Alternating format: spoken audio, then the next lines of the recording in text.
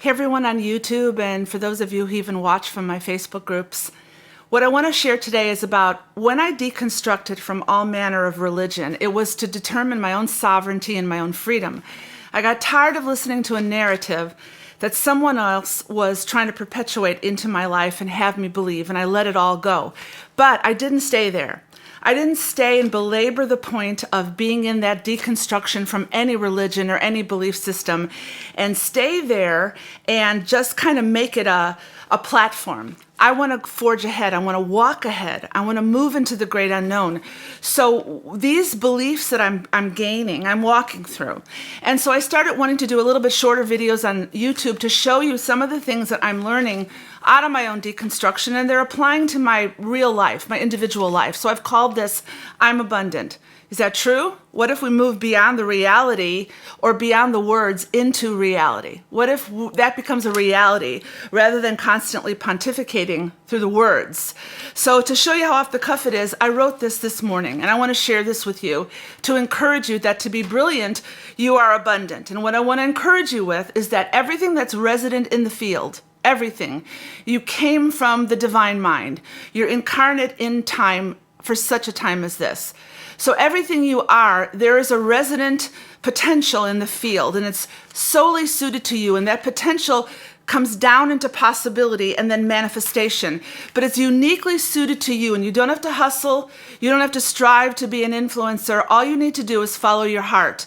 With heart-brain coherence, you need to walk into your authenticity, knowing that the manifestation of everything that you dream about, if it's flowing from your divine essence, is going to have everything you need resident in the field already. So let me tell you what I wrote. So what I wrote is that abundance, I kept thinking this whole year because of great losses that I've had in my life that affected finances, it affected identity, it affected everything. I won't go into great detail here. But that affected the foundation of who I was, and I had to believe, am I greater than the words I speak? Because it seems like words are flowing all over, but I kind of wonder, are people walking through actually what they're speaking? So I kept thinking, am I abundant? Can I believe again? Can I dream again? And this applies to no matter what age you are. Can I deconstruct from the narrative, no matter what's going on? Can I be aware of it? But can I follow a path of organic humanity in my divinity? So I wrote all this. So abundance, if I say I'm abundance, that is not attaching myself to an idea, a belief, or a way to get ahead, forge ahead, move ahead. I don't hook on to other people when I say I'm abundant. Now, the divine mind, I love quantum science. I was a science major in university. The divine mind, you are connected, entangled with that. So intuition will birth synchronicities within you, and those synchronicities will birth a path of light for you to follow. So you don't have to be led and enticed by every YouTube video or every Facebook post or Instagram post or whatever. You have to follow your own path, and that own path lights up through authenticity, through synchronicities and intuition that are subtle, nuanced invitations to keep going in that way. And in that way, you're connecting to the potential of the field, and resident in the field is everything you need to fulfill the dream in your life. It's not a script in the field, in the divine mind. You're not scripted into this time reality. You are placed in this time reality to access potential. And in that potential, it can come in many different forms, in many different ways. Potential is infinite. It's all a matter of what you want to hook into that's resonant, that flows from your I am essence, because that is where the true authenticity of who you are is. So you don't find it looking outward, all these enticing things, 10 ways to do this, 5 ways to do this. You find it by quieting down and looking within yourself. Actually, abundance to me is losing it all to find it. I lose everything I am. I stand in a field of no-thingness. I keep having this picture. I stand there in this time, having worked my way up into this position, and now everything is being pulled away. Do I chase it, or do I realize that standing in that position of stillness, of no-thingness, is actually a passion to then find the way that will unfold before you? But it takes patience, because we're so scrolling madness, and we're so listening to everybody, and we're so shallow at times that we don't want to be still and know what our heart is really saying. And our heart will reveal the passion of the connection with the mind to access the field. So I stand there to the point where I lose myself, that I'm not going to create out of ego anymore. I'm going to create out of authenticity, and that may not be a path that is conducive to thousands of followers at first, or it doesn't have quick results, or it may have quick results. But what it will do is establish within yourself such a beauty and such a reality of knowing that you're being yourself, and that there's such a joy and a peace in that. So abundance, I'm abundant beyond words into reality. So it's defined in its true meaning. Again, I want to stress, abundance is not external gathering of success or things that can be seen in the physical realm at first. Abundance is first knowing that this will be your unique creative expression. And you are entangled. If you even look at quantum science and the quantum field theory, in any slight measure, you will see that you're not alone. You're entangled with everything. So what is in the potential of the field is as creative as you are. You don't have to be anybody else. That sounds cliche, but it's not. You have to be still, and you have to know. So I lose myself to find myself, and I find my unique expression by being still.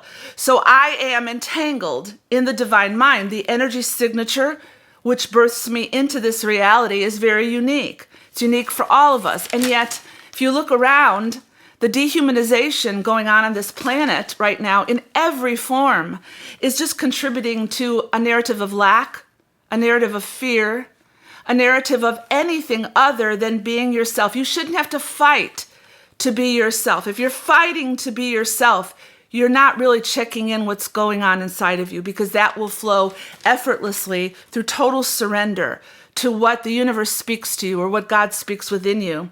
So when we're entangled in that, and we're not separate from each other, we're not separate from the energy signature that which we're both into, this is true potential.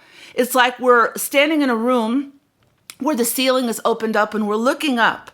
And suddenly we're at awe and wonder of seeing the potential outside the narrative of what we've followed for years.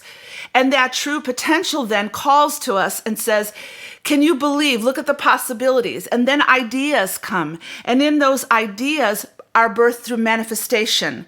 So I believe that when we're abundant, it comes from the creative expression, and it is going to manifest. It can manifest itself in many realms. I mean, here's another thing. If I believe I'm abundant, I have to believe that the divine mind, God, the universe, has everything in that potential field. Resident within that field are all the resources that will help me manifest the dream that's within me. Otherwise, it's all BS. It's like parents that will lead you to the point of like branching out and saying, you got to go to college, you got to go to university. When the time comes, well, you're on your own. Figure it out for yourself. Take the money, but I can't give it to you. Well, what kind of love is that? So the divine mind of God, the love energy that flows, says, hey, I got your back. Everything that's resident in the dream that you have, if you connect to the field and you follow the synchronicities, it will manifest in your life. Things will manifest, and you won't have to strive for anything if it's according to the essence of who you are. You will be led to read certain books, listen to certain people, watch certain videos, but it won't be fragmented. It will all pull together as a whole to go forward, and it will produce a manifestation, because let's face it, sometimes to fulfill the dream we have, we need finances. So abundance has to encompass the wholeness of who we are. Otherwise, the divine mind and God is a liar, and I don't believe that's true. So in the potential resides all the necessary resources to manifest. How can it be otherwise?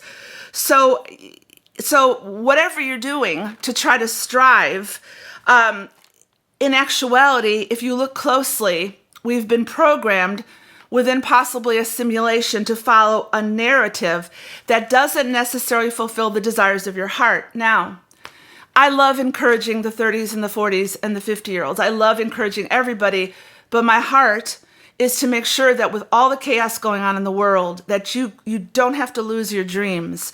You don't have to lose your desire. You have to rise up in a higher realm of consciousness, take back your sovereignty, and truly critically think, do I believe this? Do I follow this way? I can go on about this forever, having been in, quote, ministry for 20 years and having left it all and never going back. So a few other things I want to say to encapsulate this. Success in this world's eyes, on the whole, is simply a programmed narrative of conformity. And creative expression is true authenticity. To creatively express your life, you got to be bold. You got to have courage, because that's going to flow in a unique way through unique beliefs, and what works for one person may not work for you. So intuitively, we're led from many different sources that present themselves. So rather than hustle to influence, be still and know you are from that potential field, from that field that will flow in authenticity. So let me give you an example. Even at my age, I'm a mom, I'm a grandma, my life's not over. I don't feel my age. I feel that new horizons are opening, but I wasn't quite sure of what they were. So I wanted to wait and figure out. So suddenly I opened up to the synchronicities, and what began to happen is I got dreams of reading certain books and following certain paths. And when I began to take forth on that and just move in that, other realms, relationships were established, opportunities opened up to where I was in awe that it wasn't necessarily simple. It was just going in a way that was uniquely attuned to me, and that was accompanied by joy and peace and love. So step by step, when I relinquished the old narrative, that I was honest with myself. And I said, I want to do that. Even though it appears to be good, and even though everybody seems to be doing it, I don't want to do that. Do I have courage to be me and to fight the algorithm and to not follow the flow? Do I have the courage to be me and know that God's got my back, that the universe has my back? And so all these things opened up to the point where I started getting ideas, starting looking at other ways of expression, started making connections from dreams I had. And I'm arriving at this point where I just really do want to do these shorter YouTube videos, because having walked through my life, everything I've walked through, and I do not consider myself the normal boomer, so don't even think that. Okay, my kids are in their 40s, my grandkids are in their 20s. You never stop living. And I feel that my passion in life is that my friends that are in their 40s or in their 30s or in their early 50s, my passion in life is to tell them from what I've learned, to listen to them, and they listen to me. And I listen to what they're going through, and I interpret it through the wisdom that I have. So this video right now is to encourage you, get out of the mainstream of thought. Spend some time alone and start inquiring who you are. And I'll continue with this series, but that's it for right now. So where are you? Are you just voicing words? Do you really believe what you're saying? It's time, because the chaos is increasing in the world, and the dehumanization to try to lock you down into the dredges of humanity, the dredges of controlled humanity. You're greater than that. You were born in the world, in a body, in incarnation, but you are divine. And your divinity is your higher self, which is not separate from you, but is calling you to rise up and to be everything you were called to be in this time, for such a time as this. So I'm Deborah Westbrook. Enjoy this. What do you think? You have a great day.